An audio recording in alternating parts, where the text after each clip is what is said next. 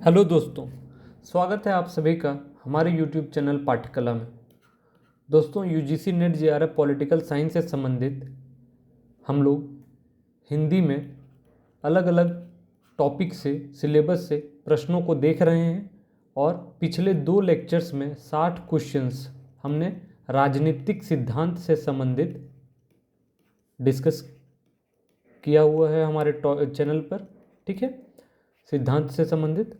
इसके अलावा जितने भी सिलेबस के पॉइंट्स हैं, ठीक है, हर एक यूनिट से हम लोग बहुत सारे क्वेश्चंस देखने वाले हैं जो आपके आने वाले CUET, नेट या यदि आप असिस्टेंट प्रोफेसर के तैयारी कर रहे हो तो वहाँ पे आपको हेल्पफुल होगा। ठीक है, तो आइए स्टार्ट करते हैं आज का ये सेशन, जहाँ पे मैं कंपैरेटिव पॉलिटिक्स यानी तुलनात्मक राजनीति, ठीक है, इससे संबंधित प्रश्न लेकर के आया हूँ, जहाँ पे 30 प्रश्नों को आज हम लोग देखेंगे। ठीक है, तो तुलनात्मक राजनीति में यह फर्स्ट पार्ट होगा, उसके बाद फिर अगले पार्ट में और क्वेश्चंस देखेंगे। ठीक है, तो इसी प्रकार से हम लोग अलग अलग टॉपिक से प्रश्नों को हल करने की कोशिश करेंगे और नॉलेज गेन करेंगे। ठीक है, तो आइए स्टार्ट करते हैं। देखिए, आज का जो फर्स्ट प्रश्न है, यहाँ पे देखिए, आमंड यानी एलमंड जिसको इंग्लिश में लिखा जाता है, ठीक है, एमंड, आलमंड व पॉवेल द्वारा संरचनात्मक प्रकार्यात्मकवाद का अनुप्रयोग निम्नलिखित में से किसका अनुप्रयोग था? ठीक है, किसका अनुप्रयोग था? तो ये प्रश्न है। इसमें देखिए ऑप्शन: ईस्टर्न की राजनीतिक व्यवस्था का ढांचा, दहल का बहुतंत्र, लुशियन पाई का आधुनिकीकरण सिद्धांत, रोस्टो का विकास के चरण का सिद्धांत। ठीक है, तो ये आपके सामने प्रश्न है और ये ऑप्शन है। ठीक है, तो बताइए इसका सही जवाब क्या होगा? तो इस क्वेश्चन का जो सही जवाब होगा वो होगा आपका ऑप्शन नंबर ए। ठीक है, ईस्टर्न की राजनीतिक व्यवस्था का ढांचा। ठीक है, और इसमें एक दो बातें जो आपको जाननी चाहिए वो ये कि आमंड ने 1911 से 2002, ठीक है, उनका जो टाइम पीरियड था, ठीक है, ईस्टर्न के आगत निर्गत विश्लेषण को अधूरा मानते हुए 1960 में, ठीक है, 1960 में द पॉलिटिक्स ऑफ द, यहाँ पे लिख दे रहा हूँ, द पॉलिटिक्स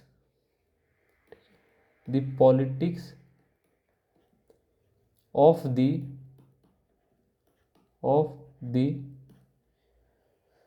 डेवलपिंग एरियाज। ठीक है, तो इंग्लिश से ही लिख दे रहा हूँ, developing areas, the politics of the developing areas. ठीक है, तो the politics of the developing areas के अंतर्गत यह तर्क दिया आलमंड ने कि ये आगत और निर्गत तत्व, ठीक है, आगत और निर्गत, आगत व निर्गत तत्व वस्तुतः राजनीतिक प्रणाली के कृत्य हैं।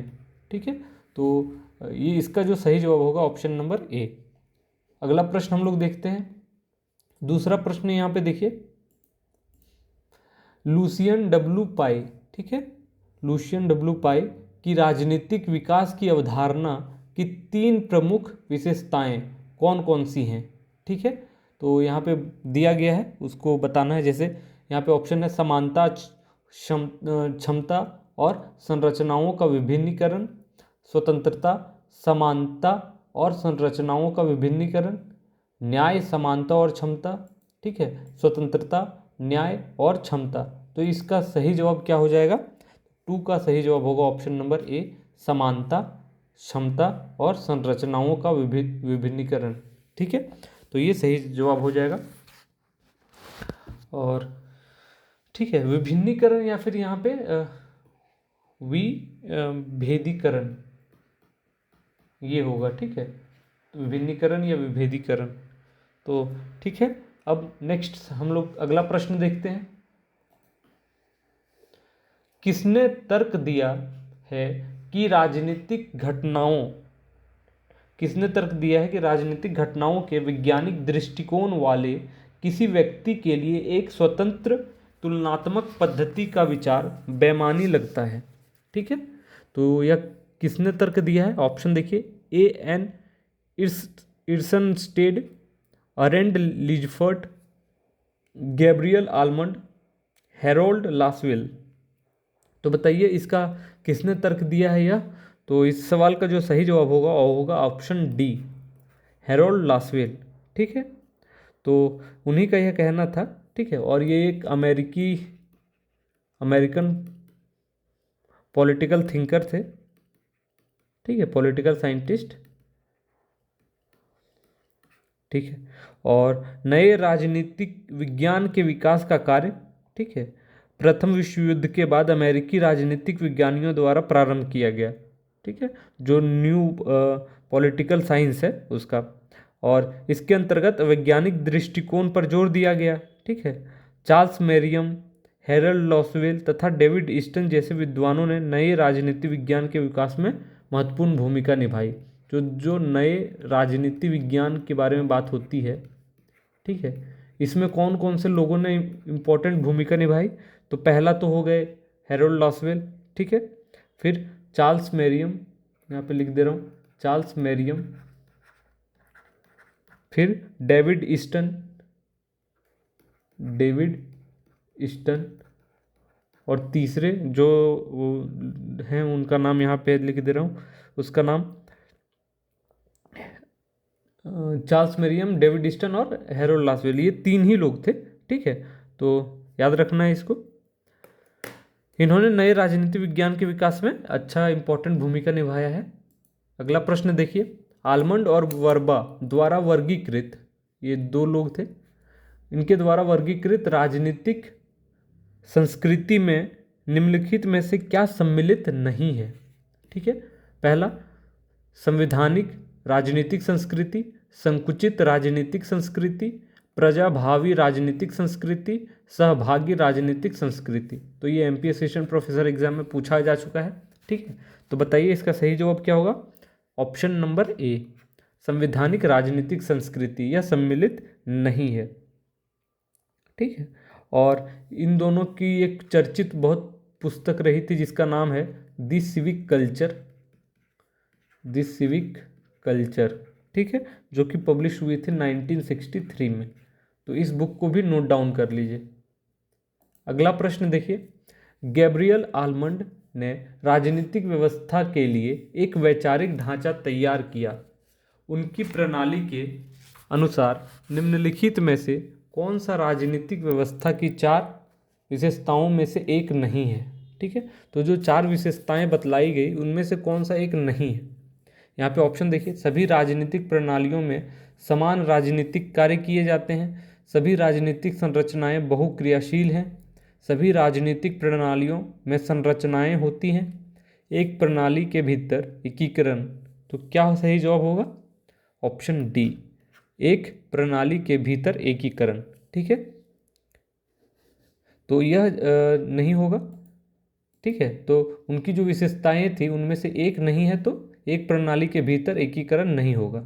ठीक है, और यहाँ पे एक चीज़ याद रखिएगा कि डेविड ईस्टन द्वारा जो व्यवस्था विश्लेषण के संबंध में प्रस्तुत प्रतिमान को क्या कहा गया था? निवेश निर्गत मॉडल। ठीक है, निवेश निर्गत मॉडल।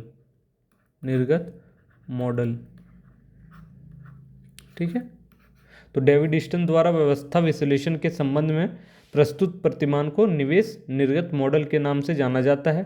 ठीक है, और ईस्टन की जो भी कमी थी उसको दूर करने के लिए गैब्रियल आलमंड ने 1970 के दशक में संरचनात्मक प्रकार्यात्मक मॉडल दिया। ठीक है, तो यहाँ पे लिख दे रहा हूँ, संरचनात्मक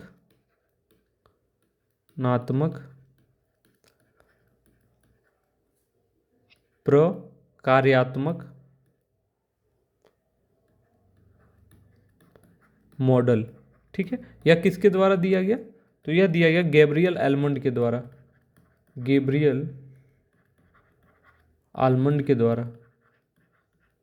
ठीक है, तो संरचनात्मक प्रकार्यात्मक मॉडल दिया गया गैब्रियल आलमंड के द्वारा, और निवेश निर्गत मॉडल दिया गया डेविड ईस्टन के द्वारा। तो ये दो बातें आप लोग यहाँ पे लिख लीजिए। ठीक है। और इसके इस संरचनात्मक प्रक्रियात्मक मॉडल में क्या था कि इसके अंतर्गत संरचना और प्रकार्य अर्थात प्रत्येक देश की अपनी एक राजनीतिक संरचना होती है, इसके बारे में वो बात किए, ठीक है। और ये संरचनाएं निश्चित कार्यों को संपन्न करती है। तो ये बातें यहाँ से याद रखनी है। अगला प्रश्न देखिए, एक सेकंड में जूम कर लेता हूँ इसमें, ठीक है। यहाँ पे देखिए, देशों के भीतर भिन्नता अक्सर देशों के बीच भिन्नता से व्यापक होती है। ये असर्सन है, कथन है। और कारण क्या है? राष्ट्र राज्यों की राजनीतिक संस्कृति सजातीय, सुसंगत या सुगठित नहीं है, ठीक है।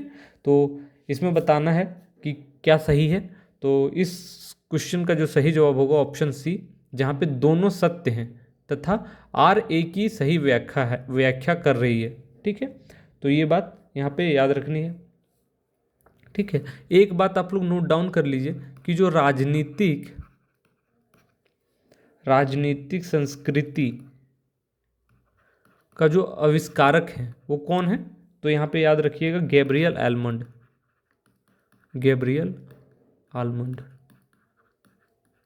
ठीक है। यानी जो जिसको बोलते हैं पॉलिटिकल कल्चर, ठीक है।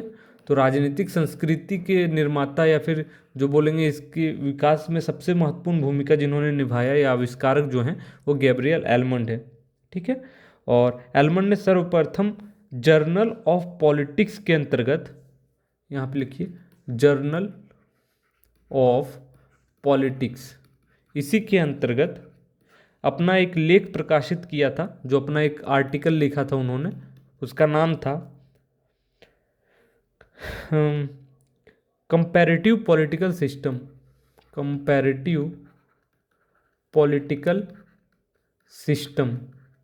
ठीक है। जिसको राजनीतिक संस्कृति के नाम शब्दावली का भी प्रयोग किया गया, ठीक है। तो राजनीतिक वही संस्कृति याद रखिए, संस्कृति। तो किस लेख में प्रकाशित हुआ? इन्होंने लेख लिखा किस में? जर्नल ऑफ पॉलिटिक्स में, ठीक है। तो ये कब लिखा गया था? 1956 में उनके द्वारा। तो ये बातें आपको याद रखनी है।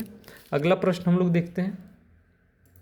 देखिए, राजनीतिक संस्कृति की अवधारणा का सबसे पहले प्रयोग निम्नलिखित में से किसने किया? ठीक है, राजनीतिक संस्कृति की अवधारणा सबसे पहले प्रयोग किसने किया बताइए। यहाँ पे जवाब देखिए, ऑप्शन देखिए, जी आमंड, के ड्यूस, जी बी पॉवेल, लूसियन पाई, ठीक है।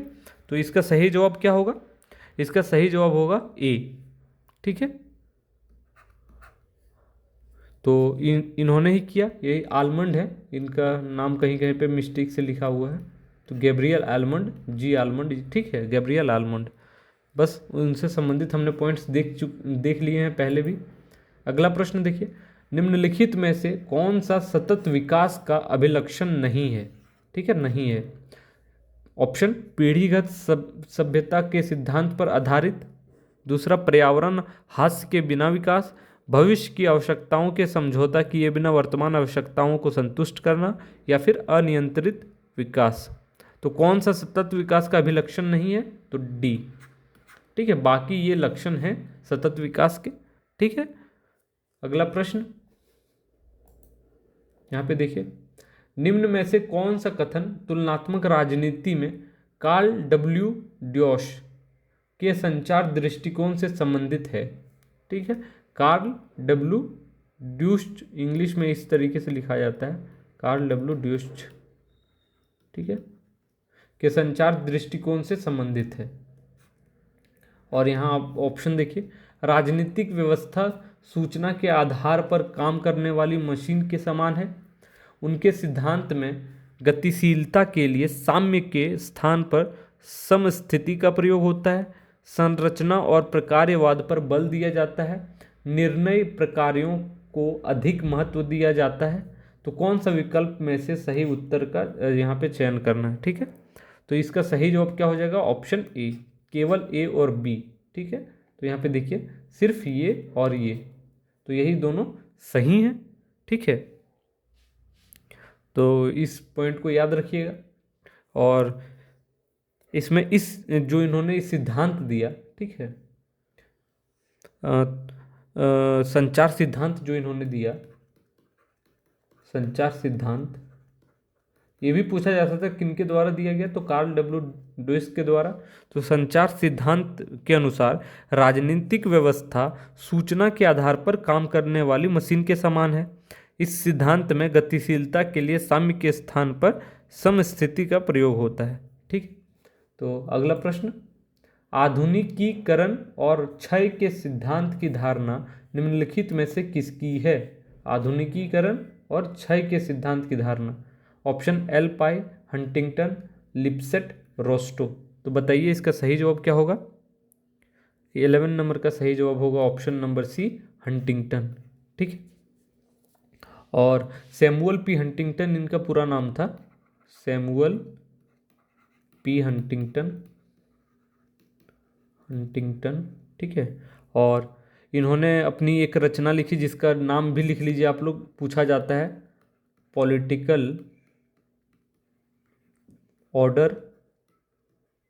Political order in changing societies.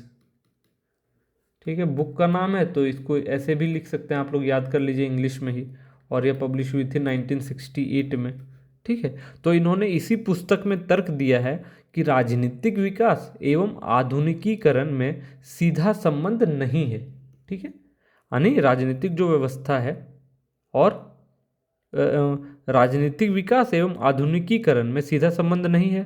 उनके विचार से राजनीतिक विकास का मुख्य लक्षण राजनीतिक व्यवस्था है और इसमें मुख्य बाधा राजनीतिक अव्यवस्था से पैदा होती है, जिसे उसने क्या कहा, राजनीतिक ह्रास कहा है। ठीक है, और उनके अनुसार क्या था कि राजनीति की जो मूल समस्या है वह यह है कि किसी देश में जिस गति से सामाजिक और आर्थिक परिवर्तन होता है उसकी तुलना में राजनीतिक संस्थाओं का विकास पीछे रह जाता है। ठीक है, तो यदि राजनीतिक सहभागिता और राजनीतिक संस्था निर्माण साथ साथ चल सके तो राजनीतिक ह्रास को रोका जा सकता है। तो यह पॉइंट याद रखना है। अगला प्रश्न, an introduction to comparative government के लेखक हैं। ठीक है, तो यहाँ पे ऑप्शन है जीन ब्लोंडेल, एम कर्टिस, जी के रॉबर्ट्स, एडवर्ड ए फ्रीमैन। तो इस क्वेश्चन का सही जवाब क्या होगा? Option A, Jean Blundell.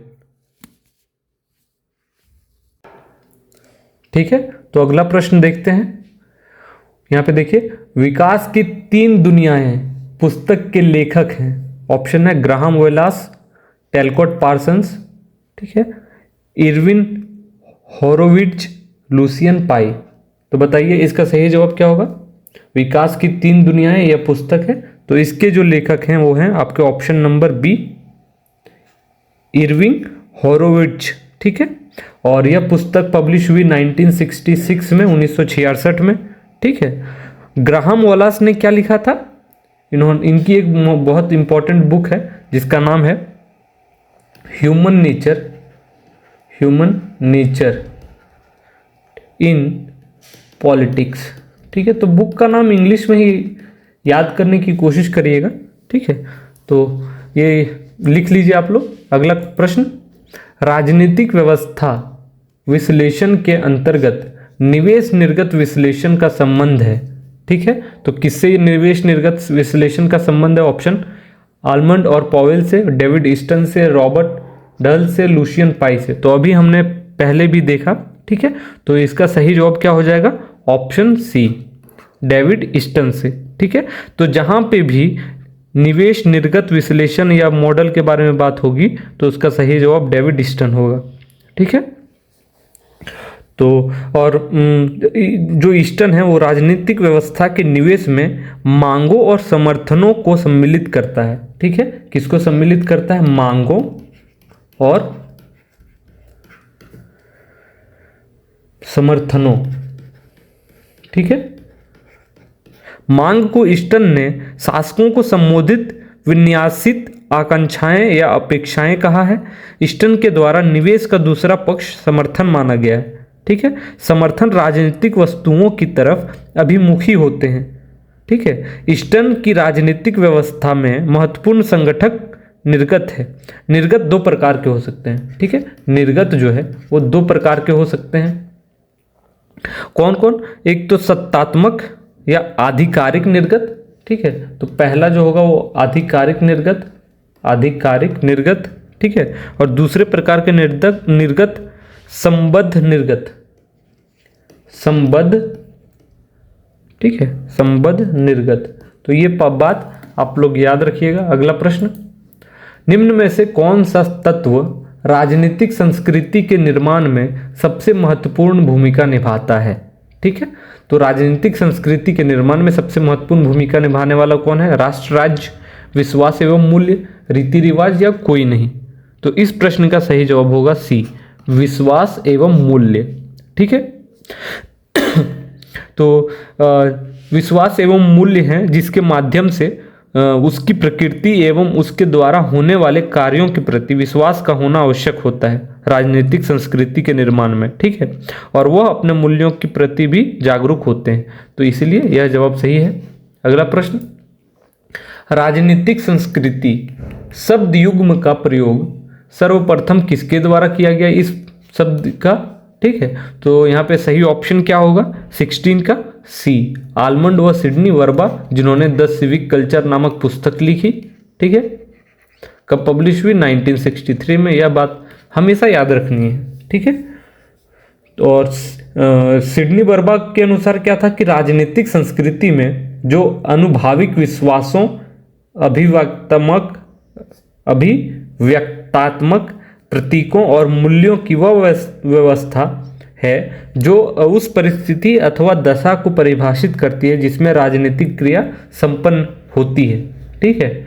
तो अगला प्रश्न देखते हैं, निम्न में से कौन सा राजनीतिक समाजीकरण का एक अभिकरण नहीं है? ठीक है, तो बताना है कौन राजनीतिक समाजीकरण का एक अभिकरण नहीं है। ऑप्शन है राजनीतिक प्रतीक, राजनीतिक दल, परिवार या कोई नहीं। तो इसका सही जवाब होगा कोई नहीं, है ना। और जो राजनीतिक समाजीकरण है, ठीक है, इसकी सर्वप्रथम व्याख्या किनके द्वारा की गई थी? तो हर्बर्ट साइमन के द्वारा, हर्बर्ट साइमन के द्वारा इसकी सबसे पहले व्याख्या की गई थी, ठीक है। कौन सी? इसकी इन्होंने एक पुस्तक लिखी, उसी में किया गया था, जिसका नाम था पॉलिटिकल सोशलाइजेशन, ठीक है। तो इस पुस्तक में सर्वप्रथम राजनीतिक समाजीकरण के बारे में इनके द्वारा बताया गया, ठीक है, जिसके माध्यम से व्यक्ति में राजनीतिक समझ विकसित होती है, ठीक है, राजनीतिक समझ विकसित होती है, राजनीतिक जीवन एवं पद्धति के प्रति उनके दृष्टिकोण का विकास होता है, ठीक है। तो याद रखिएगा, ये सब पॉइंट्स लिख लीजिए कहीं पर। अगला प्रश्न देखिए, a system analysis of political life के लेखक हैं, किनके द्वारा लिखा गया यह बुक? D Apter, David Easton, Morton Kaplan, इनमें से कोई नहीं, ठीक है। तो इस प्रश्न का सही जवाब क्या हो जाएगा? ऑप्शन नंबर सी, ठीक है। यहाँ पे देखिए, डेविड ईस्टन के द्वारा यह लिखा गया, a system analysis of political life, ठीक है। और मार्टन कैप्लन के द्वारा कौन सा लिखा गया? यहाँ पे है, देखिए, मार्टन कैप्लन, इनके द्वारा जो बुक लिखा गया उसका नाम मैं यहाँ लिख देता हूँ, सिस्टम एंड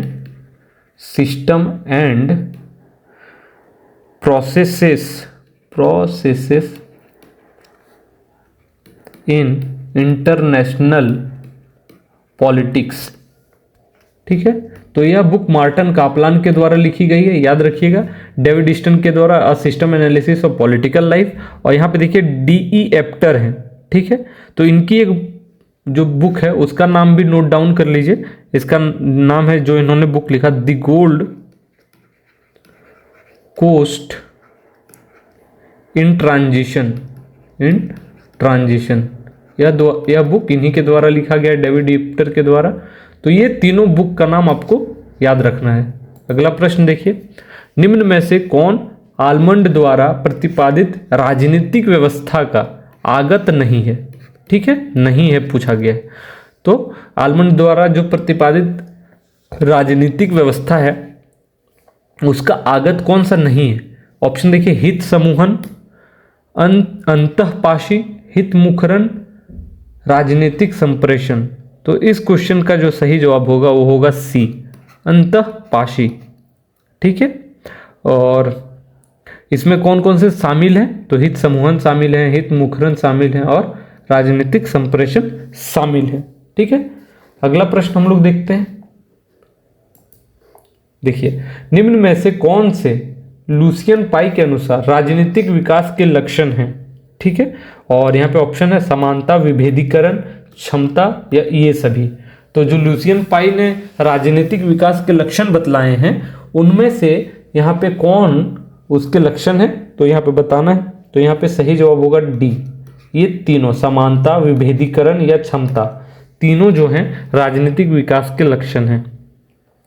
ठीक है, तो उन्होंने जब राजनीतिक विकास की अवधारणा का गहन अध्ययन किया तो उन्होंने यह निष्कर्ष निकाला, ठीक है, लुसियन पाई ने, कि राजनीतिक विकास का विशेष अर्थ होता है।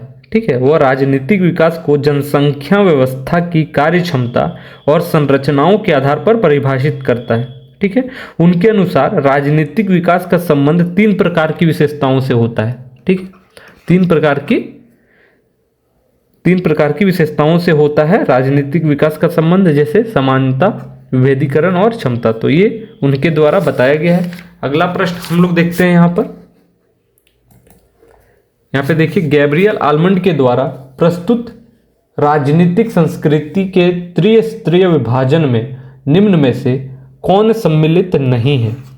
ठीक है, और यहाँ पे देखिए, अभिजात्य वर्गीय राजनीतिक संस्कृति, संकीर्ण राजनीतिक संस्कृति, अधीनस्थ राजनीतिक संस्कृति, ठीक है, सहभागी राजनीतिक संस्कृति। तो आपको बताना है यहाँ पे कौन सा नहीं है। तो इसका सही जवाब क्या हो जाएगा? ऑप्शन ए, अभिजात्य वर्गीय राजनीतिक संस्कृति। ठीक है, और राजनीतिक संस्कृति के बारे में हम लोग पहले भी बात कर चुके हैं कि आलमंड ने ही सबसे पहले अपने जो निबंध लिखा था कंपैरेटिव पॉलिटिकल सिस्टम, ठीक है, उसमें इन्होंने किया था। ठीक है, और आलमंड और पॉवेल के अनुसार जो राजनीतिक संस्कृति राजनीतिक व्यवस्था के सदस्यों की राजनीति के प्रति व्यक्तिक अभिवृत्तियों व अभिमुखीकरणों के प्रतिमान है। ठीक है, आलमंड के राजनीतिक संस्कृति के त्रिस्तरीय विभाजन है। तो त्रिस्तरीय विभाजन है, कौन कौन से हैं? पहला, अधीनस्थ राजनीतिक संस्कृति, ठीक है, अधीनस्थ राजनीतिक संस्कृति, सहभागी राजनीतिक संस्कृति और संकीर्ण राजनीतिक संस्कृति। ठीक है, तो ये तीनों हैं, ये नहीं है। तो इस बात को नोट डाउन कर लीजिए। अगला प्रश्न देखते हैं। लुसियन डब्ल्यू पाई ने राजनीतिक विकास में संकट में की कुछ अवस्थाएं बताई हैं। ठीक है, निम्न में से कौन उस संकटावस्था से संबंधित नहीं है? ठीक है, तो यह प्रश्न है और बताना है कौन सा नहीं है। तो यहाँ पे ऑप्शन देखिए, इयत्ता संकट, वितरण का संकट, औचित्य का संकट या मूल्य संकट। तो इस प्रश्न का सही जवाब क्या होगा? ऑप्शन नंबर डी, मूल्य संकट। ठीक है, तो यह संबंधित नहीं है संकटावस्था से। ठीक है, और उनका राजनीतिक विकास के संकट में कुछ अवस्थाएं जो हैं वो हैं इयत्ता संकट, वितरण का संकट और औचित्य संकट। ठीक है, तो ये सब बातें याद रखना है। अगला प्रश्न देखिए, निम्न युग्मों में से कौन सा एक सही है? ठीक, बाकी गलत हैं, एक सही है, तो हमें बताना है कि सही कौन सा है। ला पालुम्बरा द पॉलिटिकल सिस्टम, देखिए इधर ऑथर है, ठीक है, लेखक हैं, और इधर पुस्तक लिखा हुआ है। तो कौन सा सही मैच है वो हमें बताना है। ठीक है, और इसी प्रकार के प्रश्न नेट में या CUET में या असिस्टेंट प्रोफेसर में पूछे जाते हैं, जहाँ पे आपको मैच करने को दिया जाएगा। तो पुस्तक और लेखक के नाम आपको अधिक से अधिक याद करना है, रट लेना है। ठीक है, तो बताइए इसमें से कौन सा सही है। तो इसका जो सही जवाब होगा वो होगा आपका option number C. WG Andrews ने यह लिखा बुक कॉन्स्टिट्यूशंस एंड कॉन्स्टिट्यूशनलिज्म। ठीक है, यह पुस्तक उनके द्वारा लिखी गई। ठीक है, ला पोलम्बरा के द्वारा कौन सा लिखा गया? ला पोलम्बरा ने पुस्तक लिखी, यहाँ पे मैं लिख देता हूँ उनके द्वारा जो लिखा गया, पॉलिटिक्स विद इन नेशंस। ठीक है, यहाँ पे लिखिए पॉलिटिक्स विद इन नेशंस, तो यह उनके द्वारा पुस्तक लिखी गई। ठीक है, डेविड ईस्टन के बारे में हम लोग देख लिए हैं, द पॉलिटिकल सिस्टम इनके द्वारा लिखी गई, द पॉलिटिकल सिस्टम एक बुक इनके द्वारा। और एक दूसरा जो है a framework for political analysis. ठीक है, इसी में a framework for political analysis, a framework for political analysis. ठीक है, यह याद रखिएगा। फिर W.J. एंड्रूज तो सही है। जीन ब्लॉन्डेल इनके द्वारा कौन सा लिखा गया book, an introduction to comparative government. ठीक है, तो यह जीन ब्लॉन्डेल के द्वारा लिखा गया। तो इस प्रकार से आपको सही युग्म का मिलान हो गया। अगला प्रश्न देखिए, यहां पे है टेलकोट पार्सन्स के अनुसार एक व्यक्ति, ठीक है, एक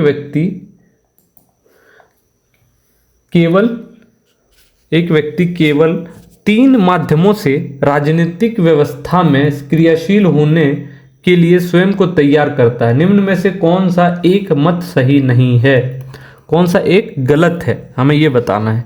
तो यहाँ पे ऑप्शन है व्यक्तिनिष्ठ हितों के माध्यम से, प्रशिक्षण के माध्यम से, सहभागिता के माध्यम से, अपनी राजनीतिक आस्थाओं के माध्यम से। तो इसका सही जवाब क्या होगा, ऑप्शन बी, प्रशिक्षण के माध्यम से। ठीक है, तो यह नहीं है। ठीक है, तो 3 माध्यम कौन कौन से होंगे, एक ये, दूसरा ये, तीसरा ये। ठीक है, लेकिन ये नहीं होगा। ठीक है, तो इस प्रकार से आप लोग नोट डाउन कर लीजिए। अगला प्रश्न हम लोग देखते हैं। यहां पे देखिए, निम्न में से तुलनात्मक पद्धति के लिए पूर्व शर्तें हैं। कौन पूर्व शर्तें हैं तुलनात्मक पद्धति के लिए। ठीक है, इकाई के चयन में एक कारक के रूप में तुलनात्मक खाका, खोज के केंद्र के रूप में तुलनीय अवधारणात्मक मसला। ठीक है, खोज के केंद्र की परिभाषा, सिद्धांत निर्माण। तो इनमें से बताना है कौन सा सही उत्तर होगा। ठीक है, तो इसका सही जवाब होगा ऑप्शन नंबर सी, जिसमें तीनों सही हैं लेकिन डी गलत है। ठीक है, तो ऑप्शन सी, सिद्धांत निर्माण नहीं होगा। ठीक है, तो जब हम किन्हीं 2 या 2 से अधिक वस्तुओं या प्रक्रियाओं को तर्कसंगत आधार पर एक ही श्रेणी में रखते हैं, फिर उनके विभिन्न अंशों की समानताओं और भिन्नताओं के आधार पर किसी निश्चित नियमों के बारे में परिकल्पना प्रस्तुत करते हैं, तब हमारी कार्यविधि को तुलनात्मक पद्धति की संज्ञा दी जाती है।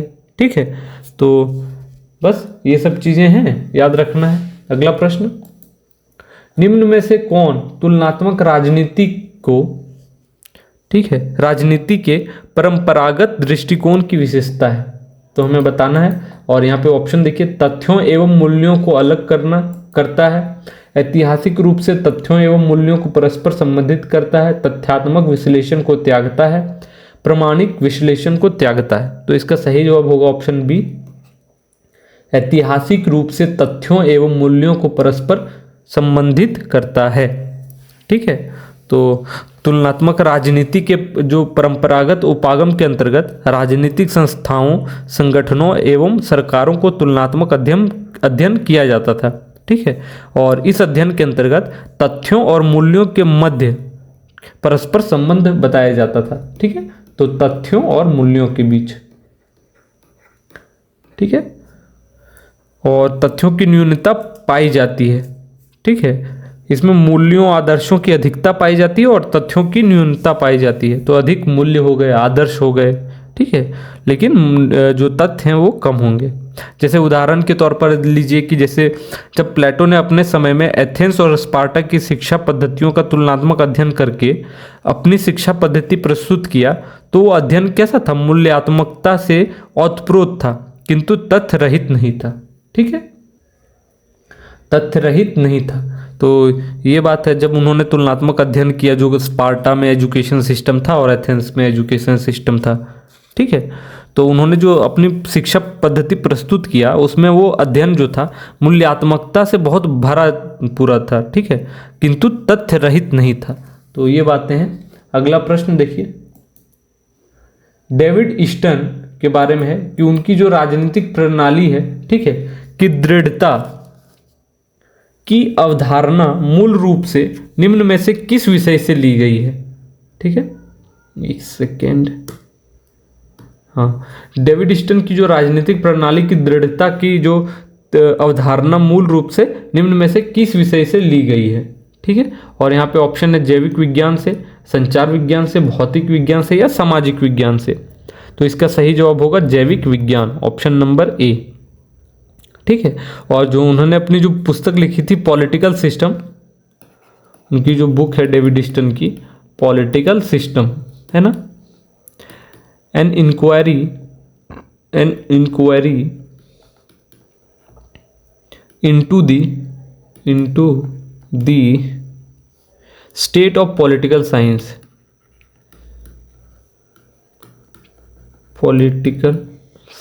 यह उनकी पुस्तक है। ठीक है, यह 1953 में उनके द्वारा लिखी गई। ठीक, और अपना जो उन्होंने प्रणाली विश्लेषण है इसी बुक में उन्होंने प्रस्तुत किया। ठीक है, और डेविड स्टन ने ऐसे सिद्धांत का निर्माण करना चाहा जिसमें सारे सामाजिक विज्ञान समा जाएं। डेविड स्टन प्रणाली विश्लेषण की दृढ़ता की अवधारणा मूल रूप से जैविक विज्ञान से ही ली गई है।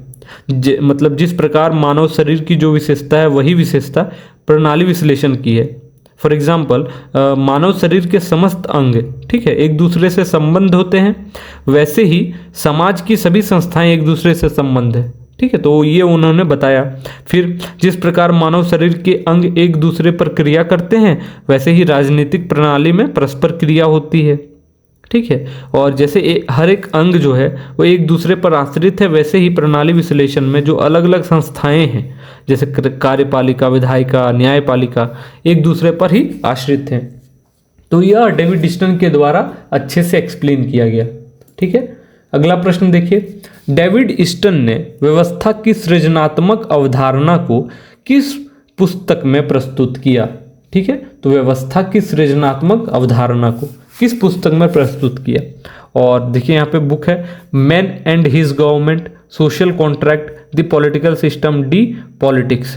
तो इसका जो सही जवाब हो जाएगा वो होगा आपका option number B, the political system में।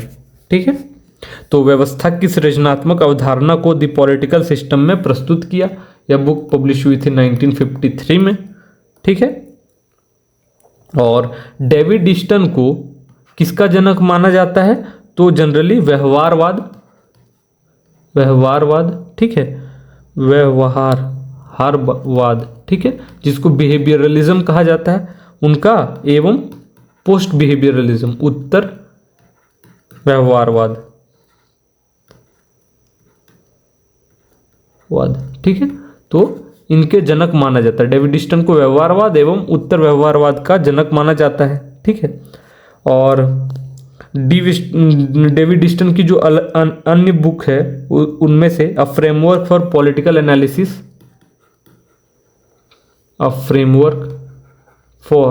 पॉलिटिकल एनालिसिस, जो मैंने पहले बताया था, शायद एक ही में बता दिया था, तो ये एक अलग पुस्तक है डेविड स्टन की। ठीक है, ये फ्रेमवर्क फॉर पॉलिटिकल एनालिसिस। ठीक है, children in the political system, यह भी बुक उन्हीं का नाम है, उनका book children in the political system.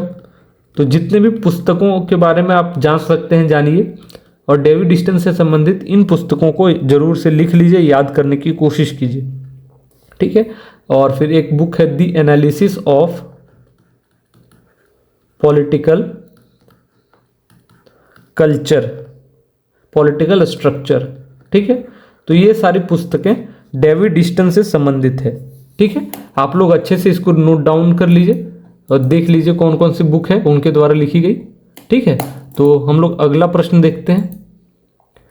यहाँ पे देखिए स्टन का जो वैचारिक ढांचा है, ठीक है, वो कितने चरणों में विकसित हुआ यह बताना है।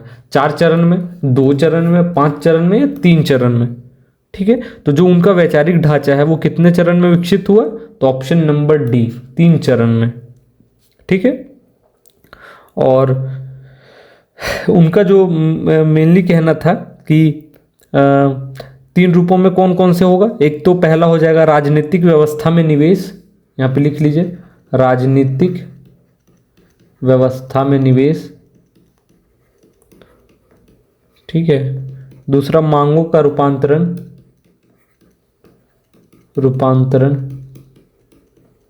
और तीसरा राजनीतिक व्यवस्था के निर्गत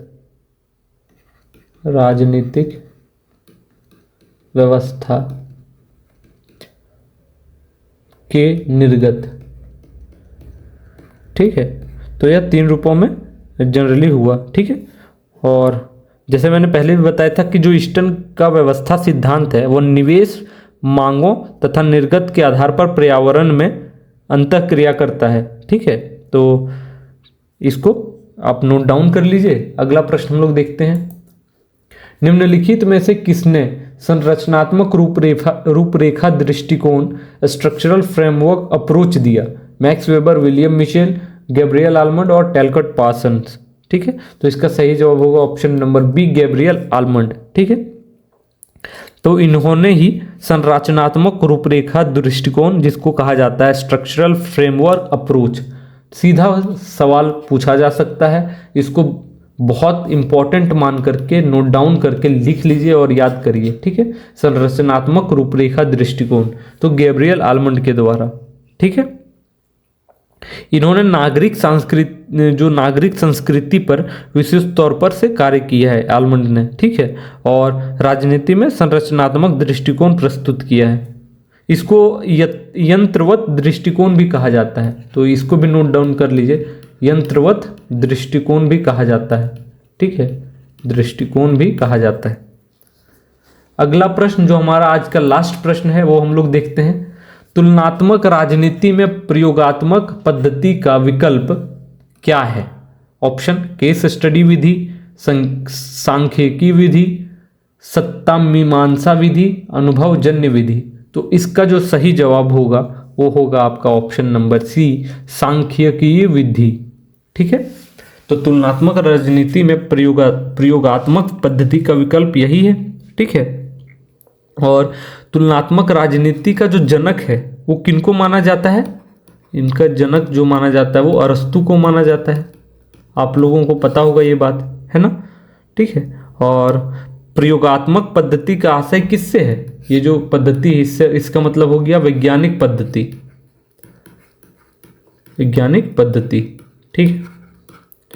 और वैज्ञानिक पद्धति में किसी भी विषय पर जो निष्कर्ष निकाला जाता है वह तथ्य आधारित होता है। हर एक चीज तथ्य पे आधारित होगा वैज्ञानिक पद्धति में। ठीक है। इसीलिए जो उपलब्ध इसमें देखा जाए तो सबसे अच्छा विकल्प क्या होगा? सांख्यिकी विधि। ठीक है। तो आज हमने टोटल 30 प्रश्न, ठीक है, तुलनात्मक राजनीति से देखे जो अलग अलग एग्जाम्स में पूछे जा चुके हैं। ठीक है। तो इससे एक आपको आइडिया मिलेगा कि अभी तक जो आपने तुलनात्मक राजनीति में पढ़ा है क्या वह आप उससे सॉल्व कर पा रहे हैं ये सारे क्वेश्चंस या नहीं। ठीक है। यदि आपको हमारा प्रयास अच्छा लग रहा हो तो हमारे चैनल को सपोर्ट करें। ठीक है। रेगुलरली फॉलो करें, क्योंकि हम लोग यहाँ पे हर एक टॉपिक से, जितने भी टॉपिक्स हैं सिलेबस के, हर एक टॉपिक से बहुत सारे प्रश्न हिंदी में आपके लिए उपलब्ध करवाए जाएंगे। तो आप रेगुलरली हमारे चैनल को विजिट करिए, फॉलो करिए और सब्सक्राइब कर दीजिए। ठीक है। तो इसी प्रकार से आप हमारे चैनल को देखते रहें। मिलते हैं नेक्स्ट सेशन में, जहाँ पे हम लोग अगला 30 प्रश्न लेकर के आएंगे। ठीक है। तो आप हमारे वीडियोस को देख रहे हैं, इसके लिए आप सभी का बहुत बहुत धन्यवाद। जय हिंद।